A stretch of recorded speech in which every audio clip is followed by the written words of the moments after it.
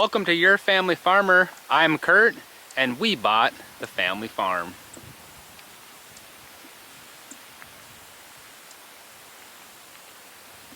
My wife and I actually purchased this farm over a year and a half ago already, and we've just been so busy I never did get a chance to do a formal video about the farm that we bought that's been in our family since the early 1900s. I was able to purchase this farm from my parents, and we moved on to the farm officially in April of 2024. Not only did we buy the farm, we also bought some cattle that you see behind me. Some of these cattle were purchased separately from the farm. I think total what we bought was around 13 cows. We added a bull, and we've added 13 calves since. This farm has been certified organic since the early 2000s, and I have maintained it organic since. I've had 2 organic certification inspections over the last year and a half, passing both, so this farm still remains certified organic. That includes the land and the cattle that you see behind me. This farm includes 175 acres, all of it certified organic. That includes about 90 of those acres are actually tillable acres, and it's more than enough to keep a guy busy. For the most part, this farm is a one-man operation. I farm this farm on the side. I also have a full-time job off the farm, so it makes for very busy seasons, especially the spring and the summer. Fall is also extremely busy, but it starts to taper down, especially after harvest. We kind of purchased parts of this farm in 3 different sections. So we bought the farm, bought the cattle separately, as I mentioned, and we also bought a lot of the equipment separately as well. We're a year and a half into it. We're growing our cattle herd. That's my main priority, was growing the facilities in the area, and the fence and the pasture, working the soil up, all that stuff to try to transition a little smoother into a beef cattle / crop operation.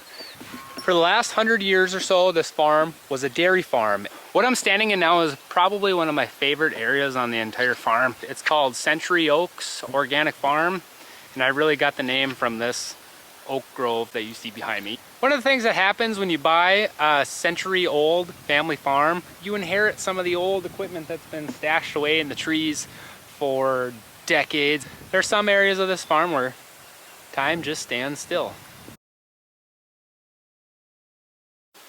If this old farm machinery could talk, right there's an old threshing machine. Right here's the southern view of the old dairy barn. Attached to the barn is the old silo. I spent a lot of time up there in my youth throwing down silage with a pitchfork. That's how we did it up until about 5 years ago when it was filled for the last time. Here is the milk house side entrance of the barn. Right here you will see what used to be the milk house. It is now a little bit of a shop that I use. It is insulated, so it keeps me out of the elements come winter time. We used to have all the milking equipment on this side. You can see some of the old switches. And right where my workbench is today, used to be the bulk tank.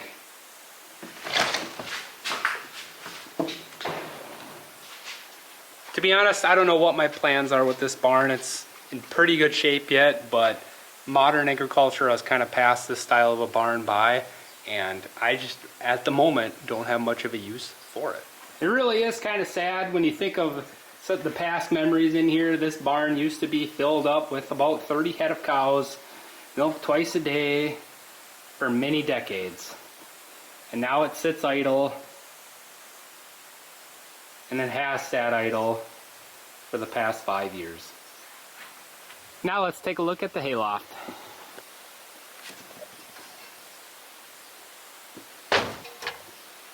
Up on top of the barn you will see some very old hay, as well as a hay conveyor that's been hanging in the ceiling for, that thing probably hasn't moved in over 30 years. It'd be a massive chore to clean all of this out. Look at all that wood.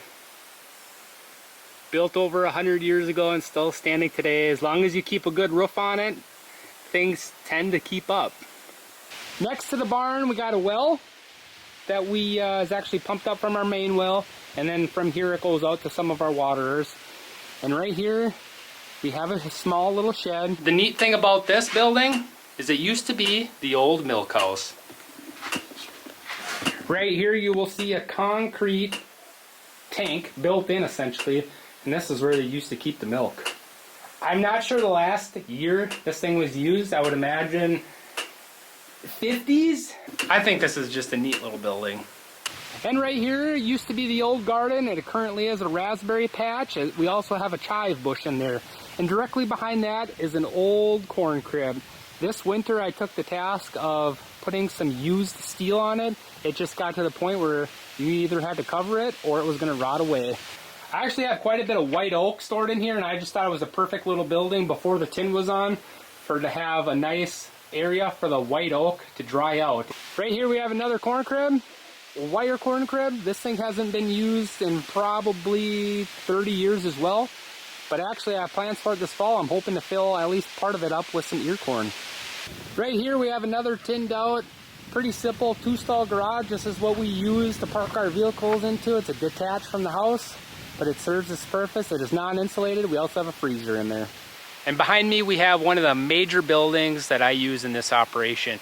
It is under some major renovations at the moment. I will get to that in another video, so check that video out when it does hit. We are doing big things with this building. The building itself has a new roof on it already. It's in pretty good shape.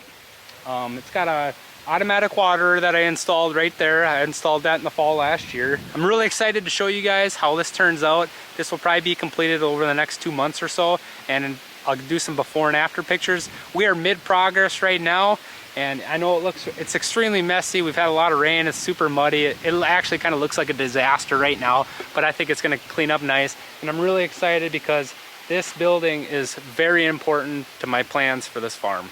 I believe the dimensions on this building are 70 feet long and 40 feet wide, so it actually makes for a very nice hay storage building.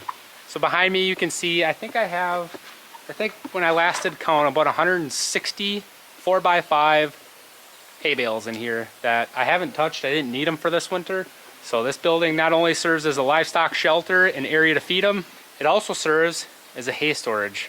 An interesting thing that my ancestors loved to do is write on walls and put paper on walls and just keep notes on stuff. And I just recently, since working on this building, right behind me is an envelope, and it's stuck in between a piece of wood and a piece of plastic. So I took it down, and it's actually the bill or the receipt with the year that this shed was built. This shed has been on the farm since 1969. And in 1969, this shed cost $4,300. I'm not sure what it would cost today, but I'd venture it's somewhere around that $60,000 to $80,000. Next to that building is another major, extremely nice, all steel shed. Now let's take a look inside and see what I use it for.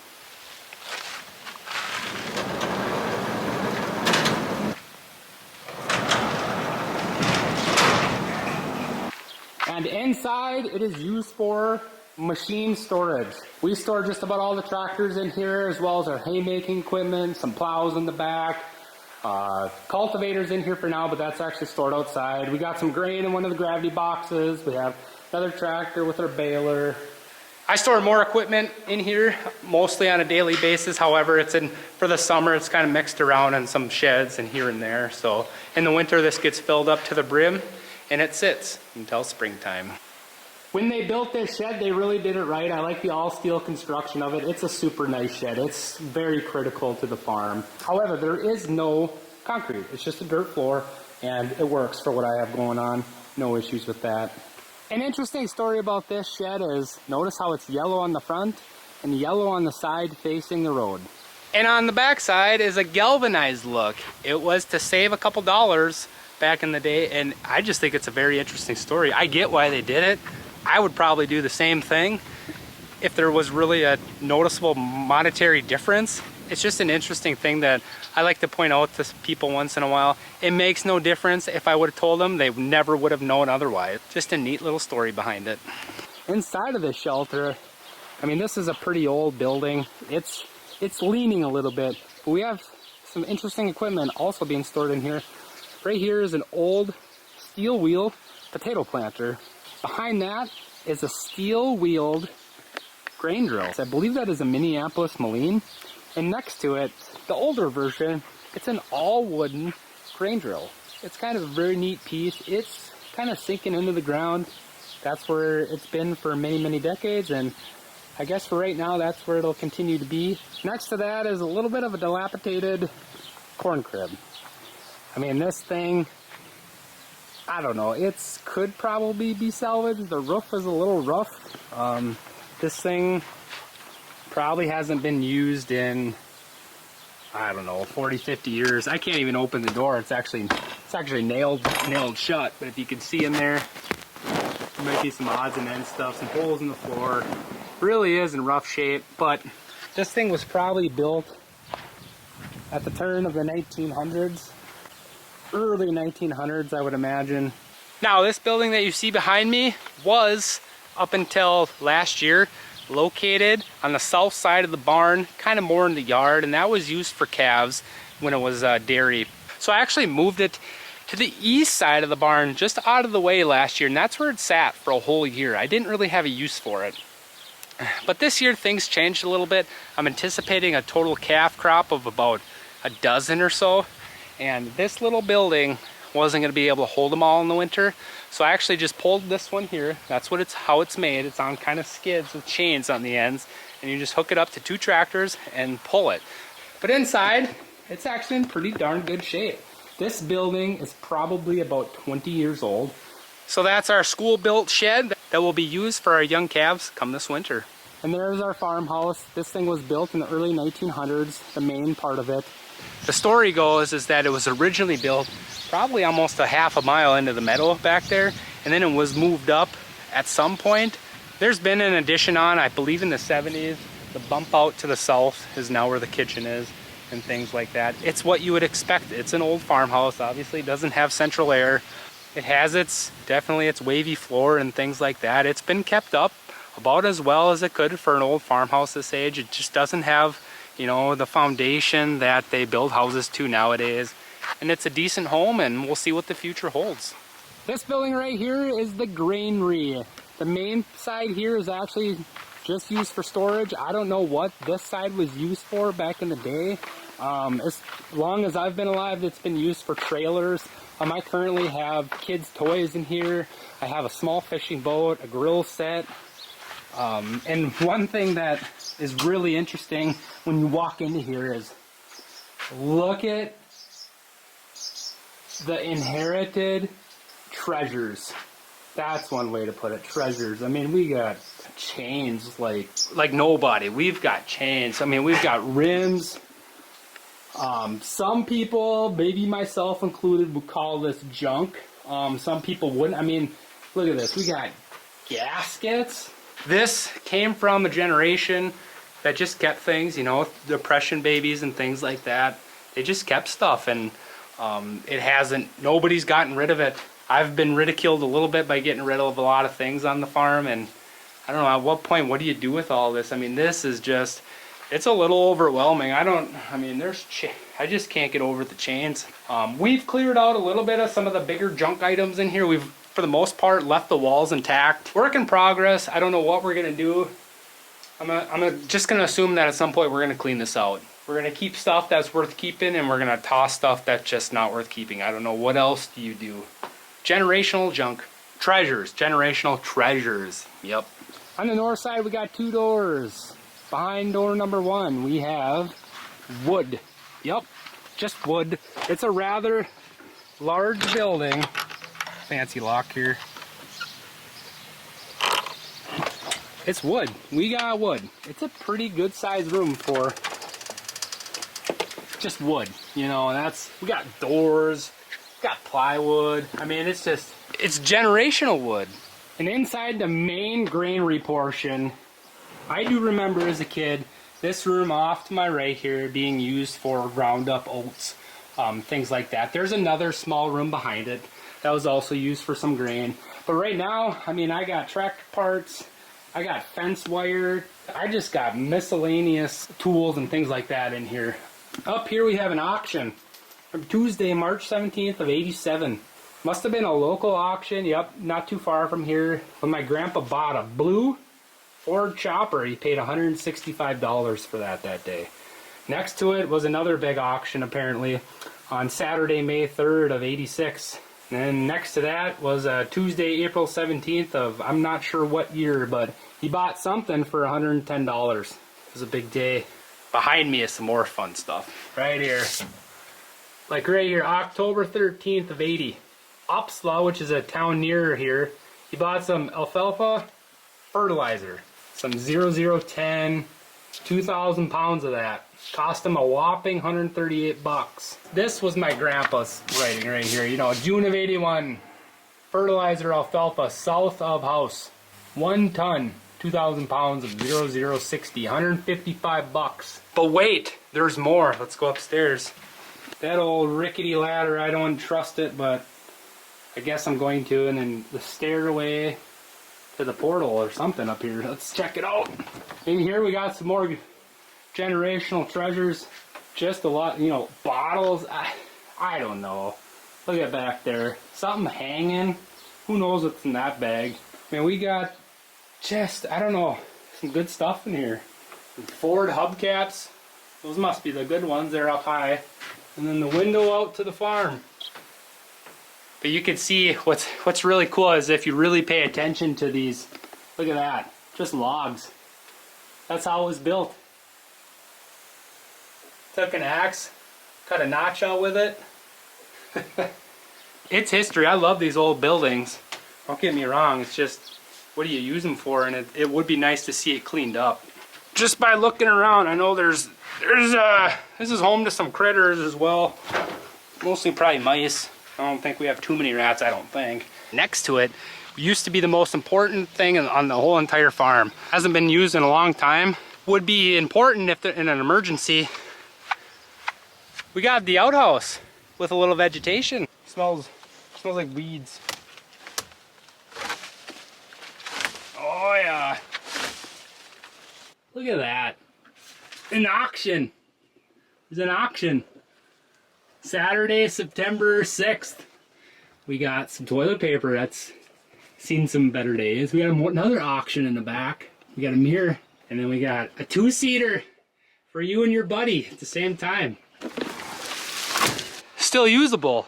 Another interesting thing, I like the old history on the family farm type stuff and why people did what they did. And I'm not ridiculing, I just think it's so interesting. So as you can see, this shed right here is totally tinned out. But not these two back roofs. Those we just left. I don't know, they must have been good shingles.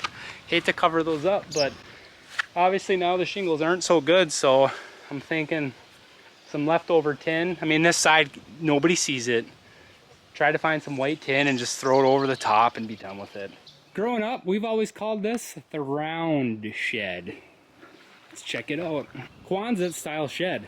It's got new tin, about the same years that all the other buildings got tin, so it still looks relatively good. This used to be like a galvanized blue look to it. Look at the wood. That's a lot of wood. What came with this? Some more. Man, look at this stuff. You wouldn't even believe what's in some of these things. This is decades of down home in here. And we got a few things that I actually have of interest in here that I made room for. One being my loader tractor right here that you can see. We got an important piece of the farm right here with this nice window back here, but we got some tools, you know, some miscellaneous implements. We got a gravity box in the back.